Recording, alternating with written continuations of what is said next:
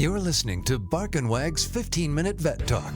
Each week, your host, Polly Requa, interviews veterinarians and individuals in the pet industry from across the nation answering pet questions. Bark and Wag podcast is produced weekly for your enjoyment, and show notes can be found at barkandwag.com under the podcast tab. That's BARKNWAG.com. Please remember to subscribe to Bark and Wag 15-Minute Vet Talk. Thank you for listening to Bark and Wag 15-Minute Vet Talk. Bark and Wag is dedicated to protecting our dogs through advocacy, education, and supporting like-minded dog lovers by selling custom pet products. Bark and Wag is excited to announce our new partnership with a Colorado hemp farm to produce a line of CBD products for your pets. Bark and Wag has CBD pet tincture available in 300, 750, 1200, and 2400 milligrams. Bark and Wag CBD is pet safe, no THC, it's made in the USA, and is CO2 extracted. Please check out Bark and Wag's website, barkandwag.com. That is B-A-R-K, the letter N, W-A-G.com, to see our line of CBD and awesome merchandise. We love pooch ideas for podcasts and merchandise, so anytime send an email to Polly at barkandwag.com with your suggestions. Welcome to Bark and Wag 15-Minute Vet Talk. I'm your host, Polly Requa. Today we're talking to Rick LeCouteur, author of Nasty Names Are Hurtful, an Australian White Ibis in the City. Welcome, Rick. Thank you, Polly. I'm thrilled to be here.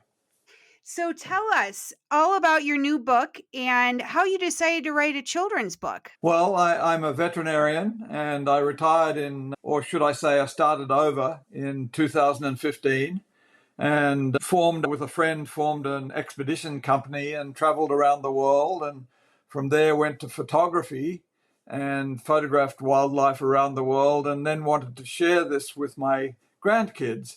So I wrote books for my grandkids first of all, and then friends who read the books said you should get these published, and so that's where I am right now. I'm just finished publishing my third book, which came out on November the 12th. And so how did a background in veterinarian medicine inspire you on your writing conservation? Well, I think I was always destined to be a writer, but in my day, when I finished high school, which was 1968. What am I saying? 1968.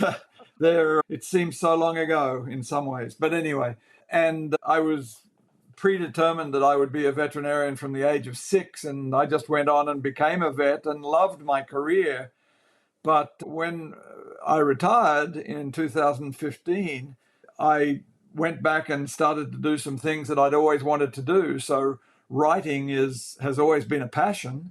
And so with my love of the environment and my love of children everywhere, but particularly my grandchildren, I decided to start writing books for them, mainly because I read to them as they went to sleep each night, but was not thrilled with the way animals were always depicted, somewhat fantastically or falsely depicted in penguins eating pizza at the dinner table and going to school. And so I determined that I would read them a mix of both fantastical and realistic children's books. And so I had trouble finding realistic children's books that suited my grandkids, so started writing them myself. And so my illustrations are derived from my wildlife photographs, but they're realistic or authentic, not so much fantastical or whimsical.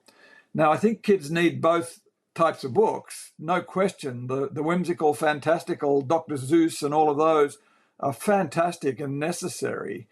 But I'm trying to get some authentic wildlife information through to these young readers in the hope that they will love wildlife, care for the planet, and practice conservation as they get older. That's wonderful. What are the other two books that you've written? So the one that's out right now is about the Australian White Ibis, which is a book about name calling, but underlines the fact that this is a beautiful bird and yet people in Australia call it nasty names.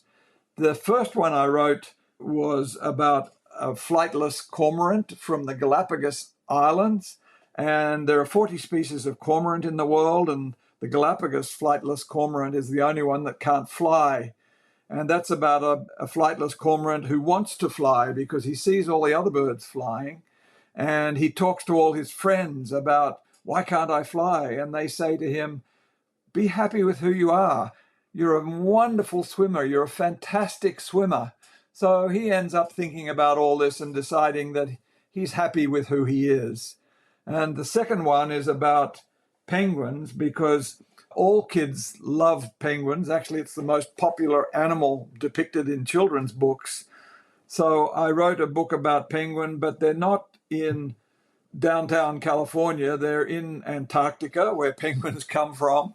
Mm-hmm. And they actually have an authentic environment, and they swim into the ocean to eat krill and all that sort of thing. And the story is about diversity and acceptance, because there are 3 different species of penguin who become great pen pals and decide that they must all be the same because they're all black and white. They all live in Antarctica. They all eat krill. So they determine that they'll get together.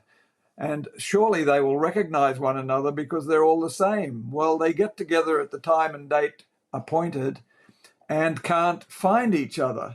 So finally, one of them yells out the other two's names, and they all turn around, and they're different species of penguin. And one of them says, this is so disappointing. We're different. We can't be friends now.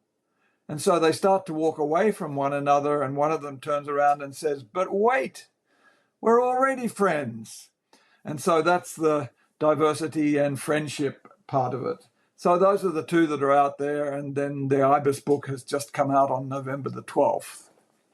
And do you plan on writing more books? I do. I'm going to continue writing books for young readers until I can't write anymore. I think it's such an important message to introduce them to realistic animals and realistic habitats, and to talk about the birds in a realistic way. And have you been to the Galapagos Islands? I just finished my 8th or 9th trip there. Yes, I have. Been very lucky. So my mom took my children in, it was in June, to the Galapagos Islands to celebrate. One graduated from college and the other one graduated from high school. Fantastic. And that was their trip. And so they had a wonderful time. Oh, I'm so happy. Yeah, it's being loved to pieces, but the Galapagos Conservation Authority is doing a wonderful job of regulating how close the people can get to the animals and how often the different islands can be visited. It's a lovely place to visit. And every time I've been, it's been a totally different experience. So I highly recommend the Galapagos. And aren't your daughters lucky? I know, they were. So now I have to figure out how I get down there. So tell us, what tips can you give listeners on how to write a book? Oh boy. Well, I'm not sure I'm qualified to give tips, but I'll speak from my own experience. The first thing you have to do is start.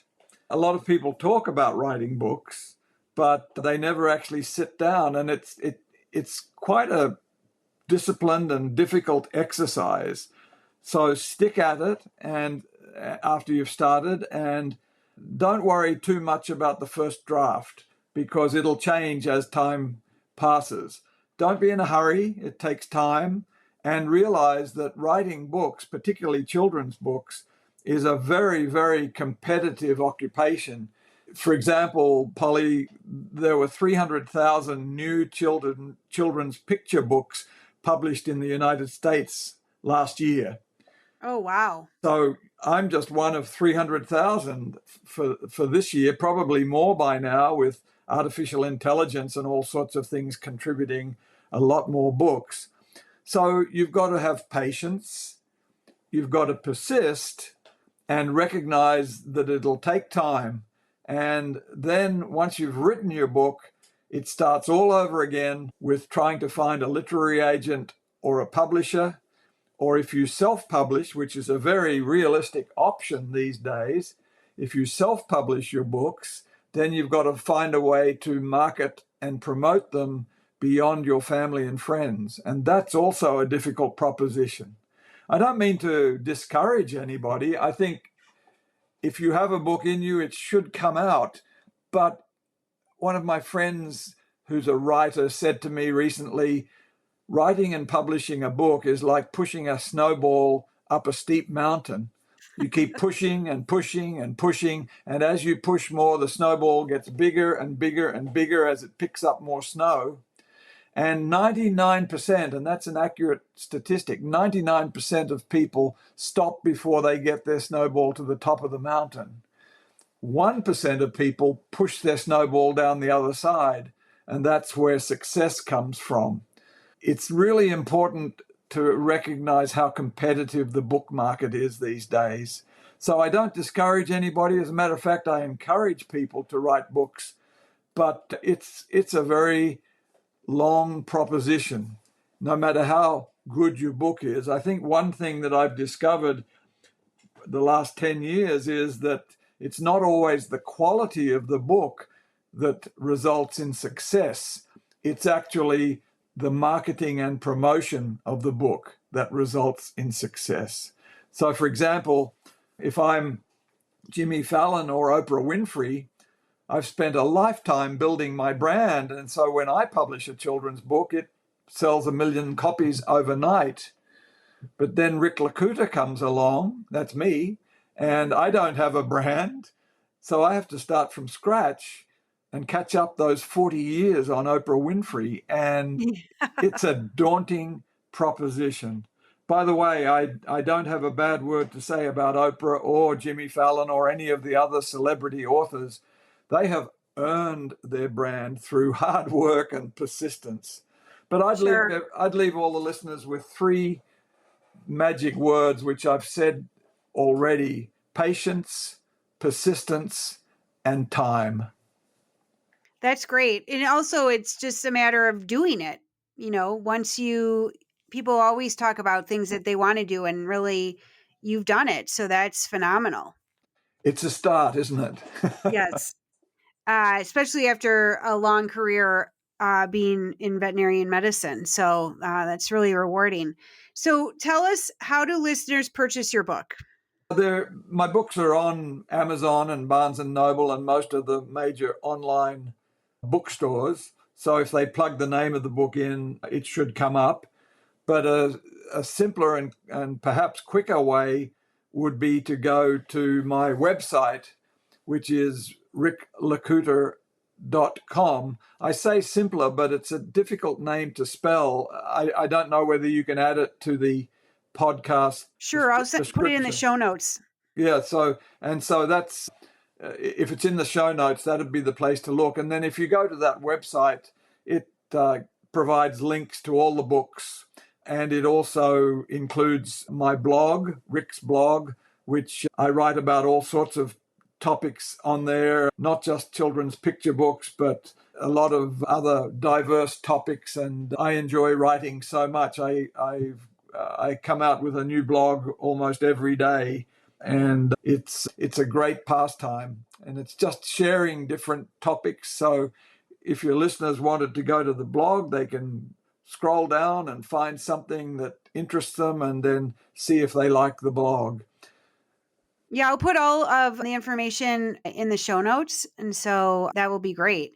Well, I thank you for being on the podcast, and I look forward to having you back. Oh, thank you very much, Polly. It's been a pleasure, and it's so nice to meet you. And thanks to all your listeners. If they've got this far in the podcast, I really appreciate it. Thank you. Thank you for listening to Bark and Wag's 15-Minute Vet Talk. If you like what you just heard, we hope you'll pass along our web address, www.barkandwag.com, to your friends and other pet owners. Have a pressing question for a veterinarian? Ask your question at barkandwag.com under the podcast tab. This has been a KFR production. Join us next time for another edition of Bark and Wag's 15-Minute Vet Talk.